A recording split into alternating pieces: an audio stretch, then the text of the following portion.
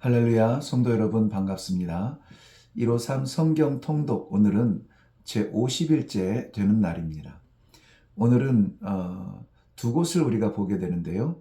역대기상 13장부터 16장, 그리고 시편 1편과 2편과 2편, 그리고 15편, 마지막 22편 이렇게 보게 됩니다. 시편 1편에 책갈피 하나를 꽂아 놓으시고요. 우리 역대상 13장 가서 보겠습니다.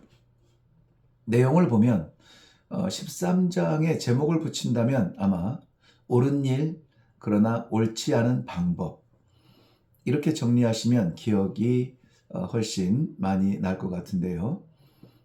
왕으로서 어떤 일을 한다는 것은 나라와 민족 앞에 굉장히 중요한 일이겠죠. 그런데 다윗은 왕으로서 인정받은 후에 여호와의 언약궤를 예루살렘에 다시 원위치시키고 싶어 합니다. 굉장히 바람직하죠. 옳은 일입니다. 그런데 그 옮기는 과정에서 중요한 오류가 발생을 합니다. 먼저는 지휘관들과 온 백성에게 그 뜻을 묻는데요. 하나님께는 물어보지 않네요. 늘 다윗은 하나님께 여호와께 물어 가로되, 여호와께 묻는 사람이었는데 이번에는 여호와께 묻는 부분이 생략이 돼요. 그 다음에 두 번째는 언약궤는 여러분 수레에 싣고 옮기는 것이 아닙니다. 언약궤를 만들 때에 그 사방에 고리를 만들려고 했는데요. 그 고리는 뭐냐면 고리에 긴 막대기를 끼워서 제사장들이 친히 어깨 위에 메고 그리고 이동을 해야 되는 것이 언약궤입니다. 보통 성막을 옮길 때마다 그 성막의 그런 도구들은 수레에 싣고 옮길 수밖에 없죠. 천막도 크고 기둥도 있고 하니까. 그렇지만 이 성막에 있는 지성소에 있는 언약궤만큼은 제사장들이 친히 옮겼어야만 합니다. 그런데 수레에 싣고 옮기던 중에 수레가 울컥하고 흔들리는데요. 깜짝 놀란 웃사가 언약궤, 하나님의 귀한 언약궤 떨어질까봐 얼른 그것을 손으로 잡아요. 분명 좋은 일이죠. 떨어지면은 큰일이지 않습니까? 그런데 손을 대면은 안 돼요. 언약궤는 아무나 그렇게 손을 댈 수 없도록 하나님이 구별해 놓으신 거예요. 이 일을 보고 이 다윗은 겁을 먹습니다. 이 어미하신 언약궤를 맞이할 마음의 준비를 다하지 못하여서 그만 오벳 에돔의 그 집에 머물게 합니다. 옳은 일은 우리의 생각에 옳은 것이 아니라 먼저는 하나님의 말씀과 하나님의 뜻에 옳아야 합니다. 그리고 그 옳은 일을 하는 방법도 하나님께서 가르치시고 인도하시는 방법으로 해야만 합니다. 우리가 할 수 있는 방법으로 해치우듯 하는 것은 하나님의 일이 아니라 하나님의 일을 빌미로 한 우리의 일이 될 수가 있습니다. 그래서 주의 일은 더욱 신중하게, 더욱 겸손하게, 더욱 확실하게 하나님의 뜻대로 해야 되겠죠. 역대상 14장입니다. 내용을 보면 다윗은 블레셋과 두 번의 전쟁을 하는데 모두 승리하게 되죠. 두 번의 전쟁은 다 하나님께서 뜻하신 계획이었습니다. 10절과 14절 말씀에 보면 다윗은 하나님께 묻기를 주저하지 않습니다. 그렇죠? 이게 다윗이죠. 두 번째 싸움에도 첫 번째 응답에 묻어가지 않고요. 두 번째 싸우면 다시 묻는 것입니다. 그래서 우리가 기업을 할지 말지를 물을 뿐만이 아니라 기업을 하고도 날마다 하나님의 뜻을 묻는 것이 건강한 믿음의 방편입니다. 전쟁은 적과의 관계가 아니라 하나님과의 관계에서 이루어져야 합니다. 15절 말씀 보세요. 하나님 앞에 하나님께서 앞서 나가 싸우시리라 이렇게 말합니다. 도대체 하나님이 앞서 나가서 싸우는 이런 사람들은 도대체 어떤 사람이 이런 축복을 받을까요? 하나님께 묻는 사람들이에요. 이런 관계 속에서 전쟁은 결국 다윗을 더욱 유명하게, 하나님을 더욱 경외하게 하는 방편으로 쓰임 받습니다. 사람이 죽을 것, 살 것을 두려워하고 목숨을 걸지만 전쟁은 그러한 도구일 뿐이에요. 그 전쟁을 통해서 다윗을 더욱 세우지 않습니까? 그리고 하나님이 더욱 경배를 받지 않으십니까? 그러므로 우리 성도들이 살아가는 전쟁 같은 그러한 삶의 현장이 있다 할지라도 우리는 그것 때문에 죽지는 않아요. 그것을 앞두고 어떻게 할지를 오늘 말씀을 통해서 은혜를 받으면 좋겠습니다. 그럴 때에 전쟁 같은 삶의 현장은 오히려 우리들에게 좋은 시기가 되겠죠. 역대상 제16장입니다. 하나님께 제사 드리는 곳은 여전히 기브온에 있습니다. 다윗은 하나님의 언약궤를 특별한 장소에 마련하였는데요. 다윗이 백성을 축복하고 또 그 백성들을 위하여서 선물을 나누어 줍니다. 그리고 아삽을 세워 찬양하는 자로 섬기게 하십니다. 신약 성경 시편에 보면은 아삽의 시라는 노래라는 부분들이 많이 나오는데요. 찬양대로 부름받아 쓰임받죠. 다윗은 이 감격의 마음을 이렇게 선포합니다. 7절부터 36절까지의 내용인데요.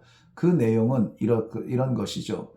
디아스포라 유대인들이 암송했던 이 시편의 구절들, 어디에 있든지 무엇을 하든지 하나님을 떠나 살지 않으려는 저들의 간절한 마음, 그 고백, 그 첫 구절이 너희는 여호와께 감사하며 그의 이름을 부르며 그가 행하신 일을 만민 중에 알게 할지어다. 이렇게 고백하고 있습니다. 하나님의 언약궤를 눈으로 보는 것만으로도 이런 기쁨과 감격이 있습니다. 그런데 우리는 그 언약의 성취됨을 누리며 살아가고 있지 않습니까? 그래서 이것에 근거한 말씀에 의해서 권면한다면 그렇기 때문에 감사하십시오. 그의 이름을 부르십시오. 찬양하십시오. 그리고 세상에 우리가 만나는 사람들 앞에 만민이 알도록 이것을 선포하십시오. 여호와의 이름이 찬양받으시는 자리는 비단 승리의 자리뿐만이 아니라 전쟁터이기도 하고 전쟁 앞서서 두려울 수밖에 없는 순간이기도 합니다. 다시 말씀드리면 모든 순간 우리는 하나님을 찬양하는 담대한 믿음이 있어야 되겠습니다. 자, 우리 시편 1편으로 가겠습니다. 하나님을 찬양하는 사람. 시편 1편은 모든 성도들에게 요구하는 행동하는 신앙, 본질적으로 이것을 요청하고 있습니다. 행동하는 신앙. 하나님께서 가장 기뻐하는 아름다운 모습이기도 합니다. 잘하는 것이 아니라 순종하는 것이죠. 순종하는 자에게 하나님이 잘하실 수 있도록 힘을 주시는 것입니다. 시편 1편은 전체 시편 150편을 여는 아침 햇살 같은 이러한 따사로운 말씀이 기록되어져 있습니다. 하나님은 그의 백성들이 복 있는 백성들이 되기를 원합니다. 그리고 이렇게 말씀하시죠. 복 있는 사람은 악에서 떠나야 한다. 복 있는 사람은 여호와의 율법, 여호와의 말씀을 즐거워해야 한다. 복 있는 사람은 주야로 그 말씀을 묵상해야 한다. 묵상한다는 말은 되새김질한다는 말인데요. 소가 음식을 먹고 두 개의 위로 되새김질 하는 것처럼 우리는 한 번 듣고 그것을 새기고 되새김질 하듯 끄집어내고 그런 이런 말씀의 삶을 살라는 것입니다. 하나님의 말씀, 율법을 즐거워하는 삶이라고 합니다. 여러분, 하나님의 말씀이 기대되고 하나님의 말씀이 선포될 때 즐겁습니까? 기쁩니까? 감사합니까? 그러면은 복의 사람입니다. 이제 누리면 되는 복을 말씀해 주실 것입니다. 그런데 말씀이 즐겁지 않고 기쁘지 않고 끝날 시간만 기다린다면 과연 그 말씀을 받은 심령은 복이 될까요? 하나님께서 이러한 그의 백성들에게 주시는 복은 시편 1편에 의하면 형통의 복입니다. 형통은 주의 도움을 말하는 것입니다. 주의 도움, 즉 은혜죠. 은혜로 사는 사람들 곁에는 늘 말씀이 있습니다. 시편 2편입니다. 하나님께서는 악인의 권세를 잠깐 허락하십니다. 그 시기는 당연히 하나님의 사람들에게는 어려운 암흑기가 되겠죠. 그러나 시온에 세워진 하나님의 대리자를 등장시켜 그 하나님께서 주신 권능으로 악한 권세를 깨뜨리십니다. 예수님께서 마태복음 28장 18절에 하늘과 땅의 모든 권세를 내게 주셨다고 말씀하십니다.